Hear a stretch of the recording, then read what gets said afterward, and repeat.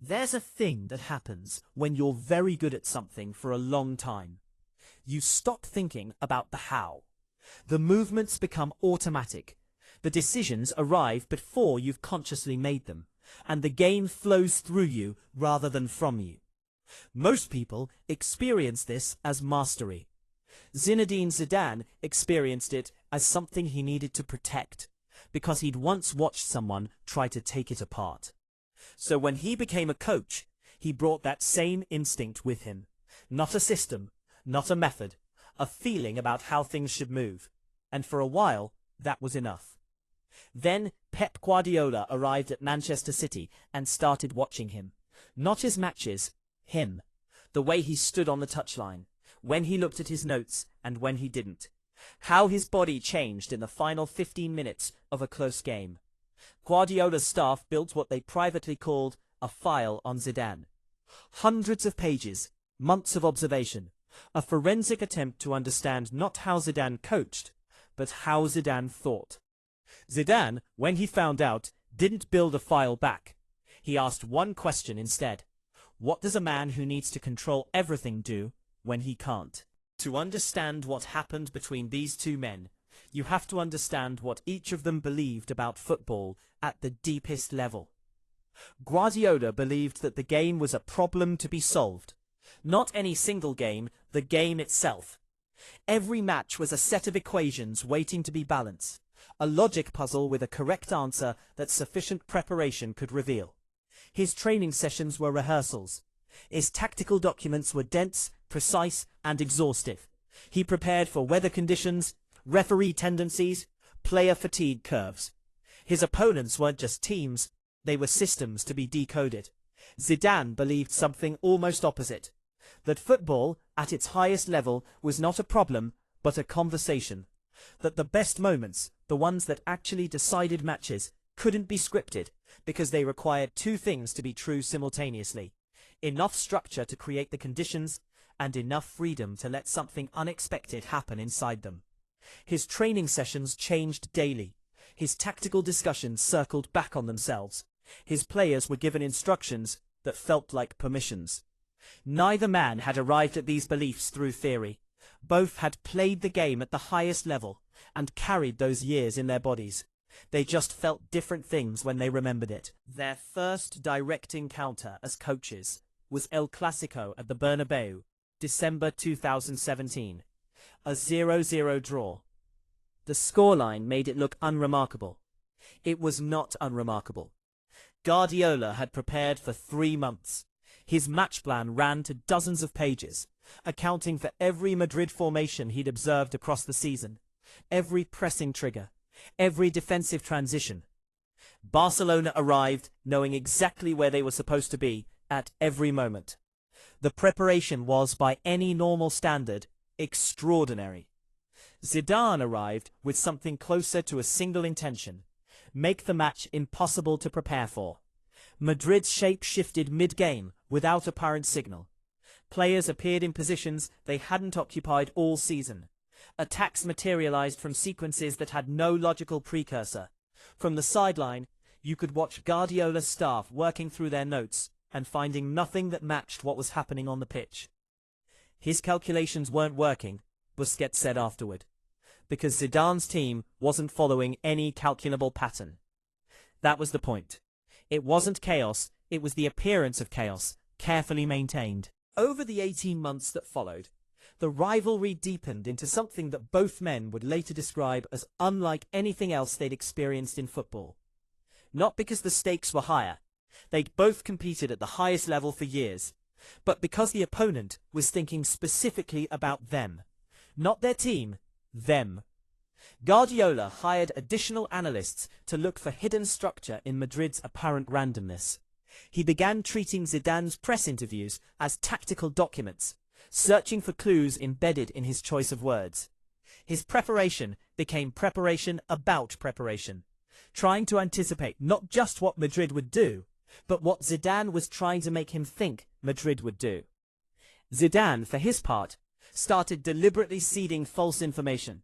Comments about formations that Madrid had no intention of using. Suggestions of tactical approaches designed to send Guardiola's staff in the wrong direction. He understood that his opponent's thoroughness was a vulnerability. The more completely Guardiola prepared, the more disorienting it was when the actual match refused to match the preparation.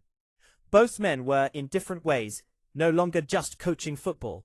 They were engineering the mental state of the person standing in the opposite dugout.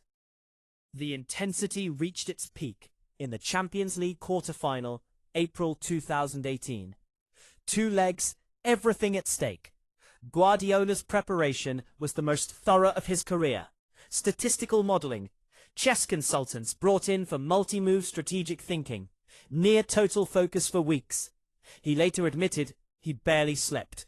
Zidane did something that seemed, from the outside, almost reckless. He banned tactical videos from the preparation. He told his players to trust what they felt on the pitch rather than what they'd rehearsed. His training sessions that week were, by his own design, light. Madrid won both legs, not through superior organisation, but through moments that no amount of analysis could have prevented. A bicycle kick that nobody had practiced.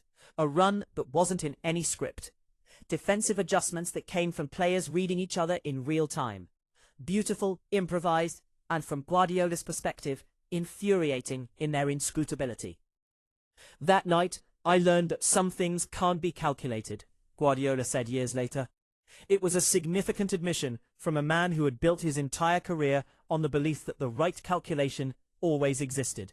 What neither man talked about publicly, though both acknowledged privately, was the toll. Guardiola, accustomed to controlling variables, to arriving at a match with the feeling that he had prepared for everything, found himself second-guessing decisions that had previously felt natural. The presence of an opponent who actively resisted analysis didn't just challenge his tactics, it challenged the philosophy underneath them. Zidane discovered something symmetrical, maintaining controlled unpredictability, making the match feel spontaneous while actually shaping it, required more mental energy than systematic preparation, not less. There was no routine to fall back on. Every week required a fresh invention. You can't rely on routine, he told his wife, because routine is exactly what the other person is trying to find.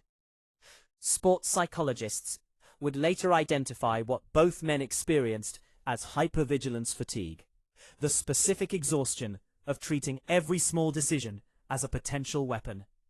It's different from the ordinary tiredness of a long season. It accumulates in a different place. And yet neither man stepped back from it. The competition had become something they couldn't let go of, not because winning required it, but because the thinking itself had become the point. The strangest outcome of 4 years of psychological warfare was that both men ended up resembling each other more than when they'd started. Guardiola, the systematic perfectionist, began building improvisation into his approach, not as a concession, but as a discovery. He'd watched enough of Zidane's matches to understand that certain moments in football required a response that no system could generate. He started creating training exercises specifically designed to develop players' capacity for instinctive decision-making, for acting before analyzing. Zidane, the intuitive artist, developed more systematic frameworks around his spontaneity. He didn't abandon the approach. He scaffolded it, created enough structure that his players could trust the space they were being given, that the freedom felt like freedom rather than absence of direction. Chaos that worked had architecture underneath it. "We made each other complete coaches," Zidane said afterward. "Pep forced me to think more systematically. I forced him to feel more intuitively." It was a generous summary of something that had cost both of them considerably. When Guardiola returned to Manchester City and Zidane eventually stepped away from Real Madrid, their direct rivalry ended. But what they'd built together, or against each other, which amounts to the same thing, didn't end with them.